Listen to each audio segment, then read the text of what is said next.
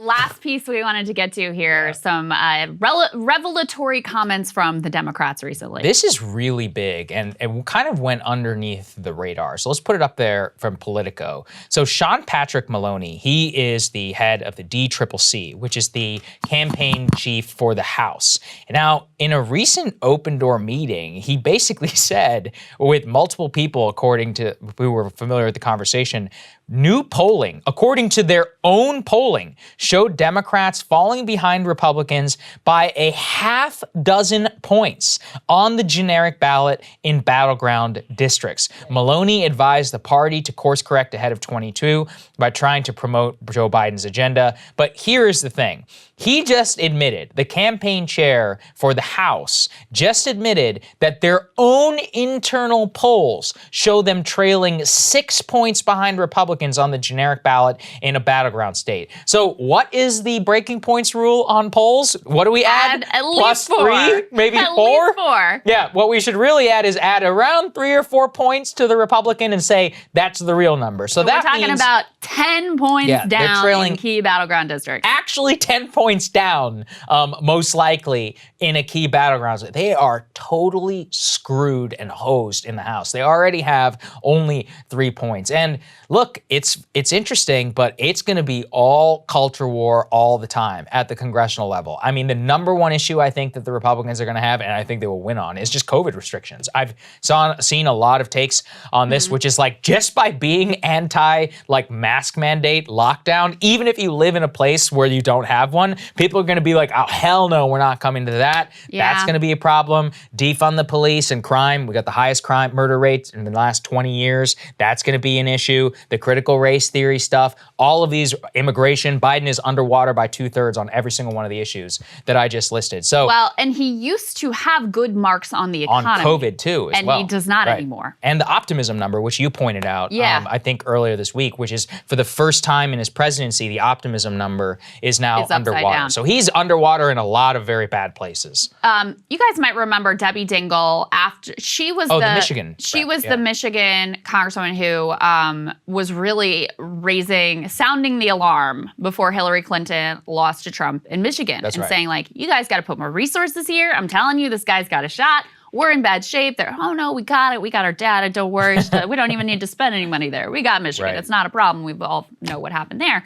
She is saying we are not breaking through. She says that Democrats are not doing enough to boost the economy back in Michigan, especially in the auto industry, which of course has been hit with problems because of that semiconductor shortage. So this is a person who's been prescient in the past saying, forget about the culture war stuff. Even on these bread and butter issues where y'all think you're doing a good job, people on the ground feel very, very differently. And you can see how it happened. I mean, this is no mystery. It's not that the Republicans have been so brilliant and amazing. It's that Democrats did a couple good things to start with, right? They did a pretty good job with getting the vaccines out to start with. They passed a relief bill that helped a lot of people temporarily, and now they've done nothing.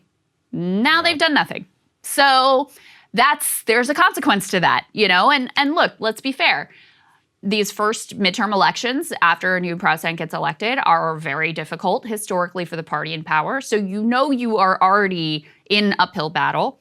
Then Republicans have a very significant advantage in terms of the way that these districts are gerrymandered. So in terms of the national generic ballot, you have to win by something like 5 or 6 points in order for Democrats to control the House. So you're already set at a disadvantage. They knew all of this going in. I mean, from the beginning, I think Ryan Grimm is the one who's been doing the reporting or having sort of had the insight here that if you don't pass redistricting reform, you will not hold on to the House. It is as simple as that.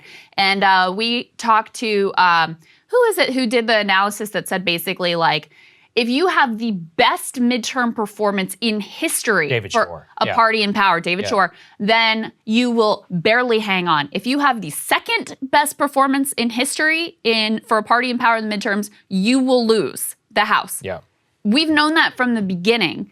These people also, I want to say, like, they will rhetorically say that the Republican Party is an existential threat to democracy and Trump is a fascist and it's the end of democracy, all of this stuff. but they can't get off their asses to like actually do anything to try to keep control. Oh, we got to have the filibuster. Oh, we've got to have the Senate parliamentarian. So on these basic democracy measures that they knew would be pretty much required in order for them to hold on to power, they can't really be bothered to get it done. So. I will say, I think a lot of that is cope. Like, here's the thing. Democrats held seats in Arkansas and Louisiana 10 years ago. It can be done. Look, I'm not saying that our electoral system is perfect. The truth is, like, they just don't pass stuff that's popular, or they don't believe things which is popular. Well, that's the truth. I'm not defending the Democrats, but it is true that Republicans have a sizable gerrymandering advantage in the House. I'm not disputing in the it Senate, whatsoever. Obviously, that's not gerrymandered because you're just running in the states. Now, it is gerrymandered in a different way in that rural states have a lot more power, but yeah, and here's the other piece that's bullshit too, is Clyburn and all the rest of them would love to say like, oh, it's to fund the police and it's the left of the party. Y'all lost rural America during the Obama years. Thank you very much. You lost 1,000 state house seats during the Obama years. You lost the House, you lost the Senate, and then you lost the presidency. So rural America, you all decided that you were done with and didn't care and weren't going to do anything to win back a long, long time ago. So don't try to put it just on like, oh, it's all AOC's fault, when this is a trend that is decades in the making and y'all did nothing about. So that I agree with 100%, which is that this is a 20-year-long trend. It's always amazing. I've said this before. Like, I'll read books and it's like, Democrat from Arkansas. I'm like, who are these people? Not Democrat long ago. From Tennessee. And I'm like, wait, I was alive during this period? I'm like, what's happening? Our politics has changed a lot in the 30 years. We can basically blame Bill Clinton. 2000 and onward is when this all started, the last 21 years. And so having the different map, that's what creates a lot of this tension. I would say generally, I really think they're screwed. And I think COVID has a lot to do with it. I especially think that the mask mandates and more, one of the biggest mistakes I made ahead of the election is kept saying Trump is completely out of step with the public on lockdowns. It turns out that the polls were completely out of step with the public on lockdown. Turns out anti-lockdown way more popular. Well, and Democrats had no counter message on economics. Yeah, that's also all they true, had was like lockdowns and restore the soul of the nation, which, look, it was enough to get Joe Biden in, but it wasn't barely 45,000 votes. Barely, which is pathetic given how like terrible Trump was during the entire pandemic. So yeah, I think they're totally screwed. And I really don't know that there's anything they could do at this point to rescue it. Yeah. Midterms are a game of who is energized.